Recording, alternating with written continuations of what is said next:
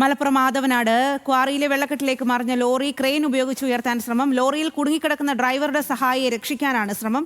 Driver ജാഫറിനെ രക്ഷപ്പെടുത്തുകയും ചെയ്തു.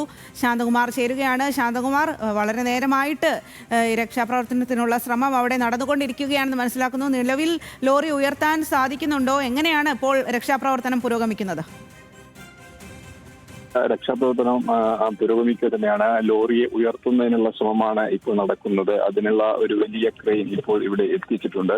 അത് ഈ ലോറിയിൽ ഘടിപ്പിച്ച് ഉയർത്തുന്നതിനുള്ള ശ്രമമാണ് ഇപ്പോൾ അഗ്നിശമന സേനയുടെ നേതൃത്വത്തിൽ ഇപ്പോൾ ആരംഭിക്കുന്നത്. അതിനുള്ള തയ്യാറെടുപ്പുകളാണ് ഇപ്പോൾ തുടരുന്നത്. കാരണം വലിയ ആഴത്തിലുള്ള ഒരു വെള്ളക്കെട്ടാണിത്, അല്ലെങ്കിൽ കോറിയാണിത്. ഏകദേശം 40 അടി ഉയരത്തിൽ നിന്നാണ് ഈ ലോറി റോഡിൽ നിന്നും ഈ വെള്ളക്കെട്ടിലേക്ക് താഴെ ഈ പാറക്കെട്ടിലേക്ക് വീണ് കിടക്കുന്നത്. അത് വെള്ളത്തിൽ പൂർണ്ണമായി മുങ്ങിക്കിടക്കുകയാണ്. ഈ ലോറിയുടെ ഒരു ഭാഗം പോലും കാണുന്ന വിധത്തിലല്ല, അത്രയ്ക്കധികം വെള്ളമുണ്ട് ഈ പാറക്കെട്ടിലുണ്ട്. അതുകൊണ്ട് തന്നെ ഇത് ഉയർത്തുന്നതിനുള്ള ശ്രമവും വളരെ വലിയ പ്രതിസന്ധി നേരിടുന്നുണ്ട്.